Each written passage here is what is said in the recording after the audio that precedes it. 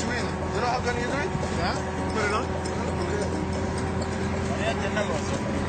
To keep the dust out of my mouth and the sun off my head, Ramadan insists I wear an emma, a form of Sudanese turban.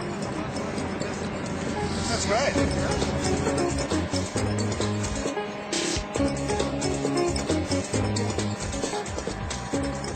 As we hurtle deeper into the desert, my mind goes back to Kitchener's army just over a century ago.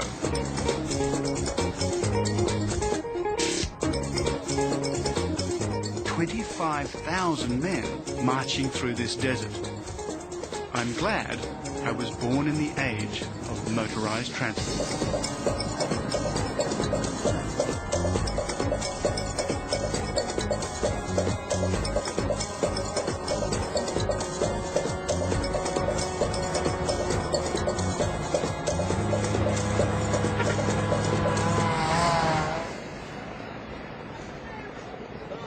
2 days later, dusty and tired, we arrive in the town of Karima.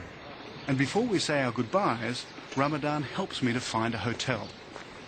So this is the only guest house in town, huh? Yes, this is the That looks fine.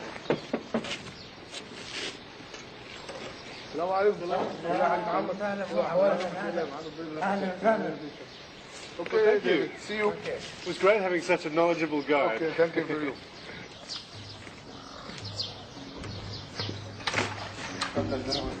Thank you.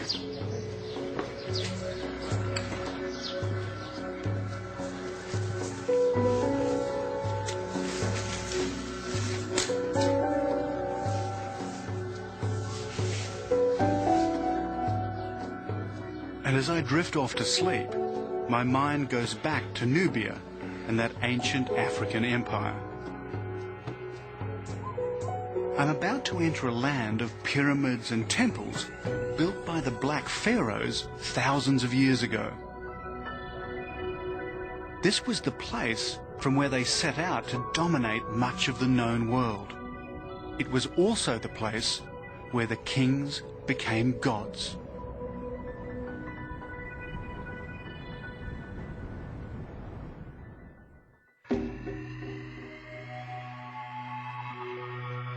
At first sight, Karima is just another North African desert town on the banks of the River Nile. But it was once an imperial city that used to rule the Sudan and Egypt far beyond.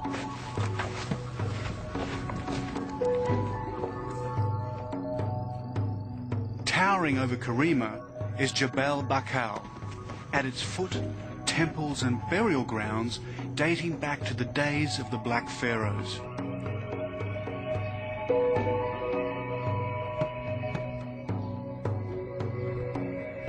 This was their sacred mountain.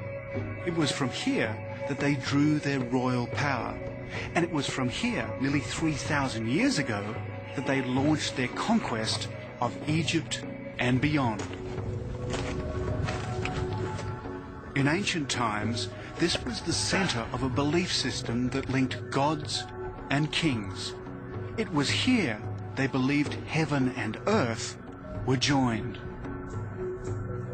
Well, this is the seat of the gods. This is where Amun-Ra, the great god of the Kush and the Egyptians, was worshipped.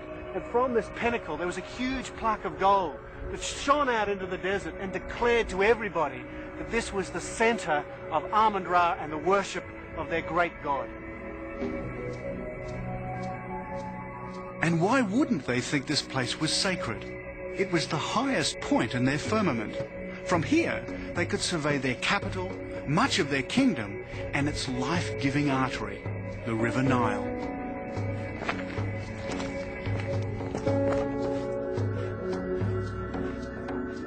Deep inside the mountain is a secret labyrinth.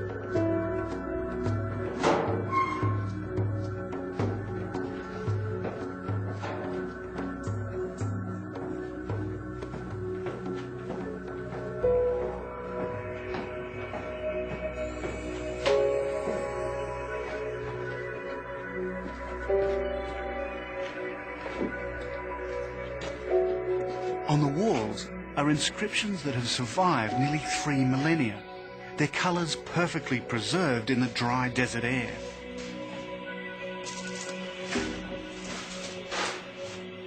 Even the most powerful of the black pharaohs feared this place, for here lived the god kings, where monarchs prayed and hoped to become gods themselves.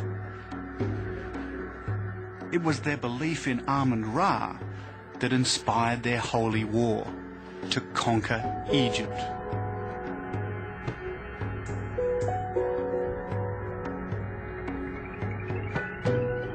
But now their gods have fallen, their temples are no longer sacred, and their kings are long forgotten.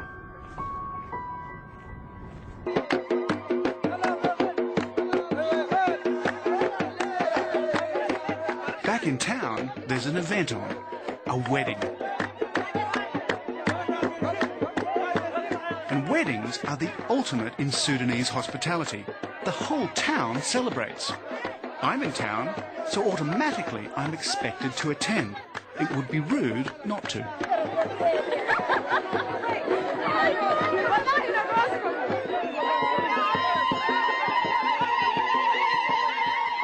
This is the bridegroom, and if he's looking a little bit apprehensive, there may be a good reason why.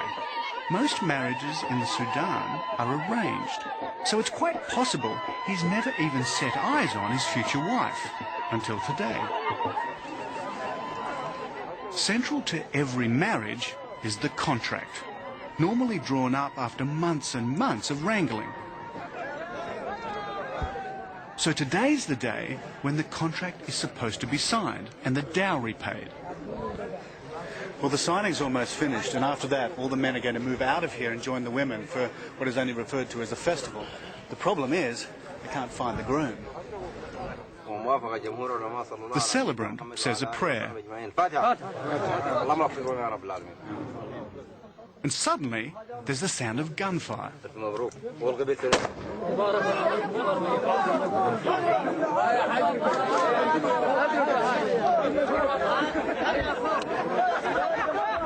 A shot is supposed to signal the end of prayers.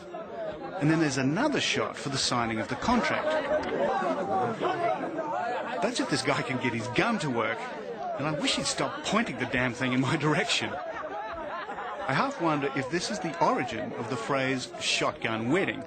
But events have overtaken him.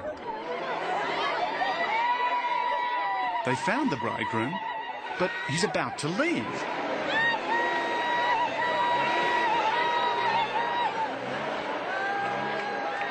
It looks like it's all over before it really began. Something about a family tiff, the drummer ran out, the families have divided, the groom's in one vehicle, the bride's in another, and they're disappearing. Apparently it happens all the time in Sudanese weddings. And it's time I was leaving too. I still want to visit the pyramids of the ancient kingdom of Kush. To do that, I must go further up the Nile and head into the desert. Fortunately, Lord Kitchener's army left behind a transport system to get there.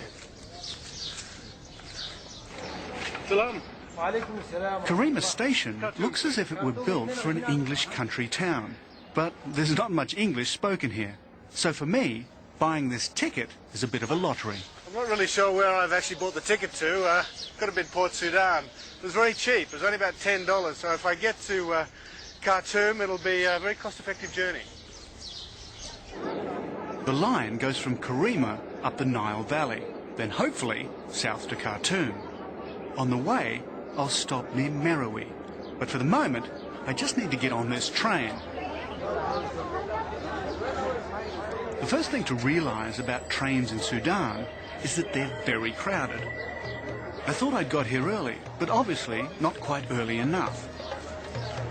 The second thing to learn about them is that they leave on time. At least this one does.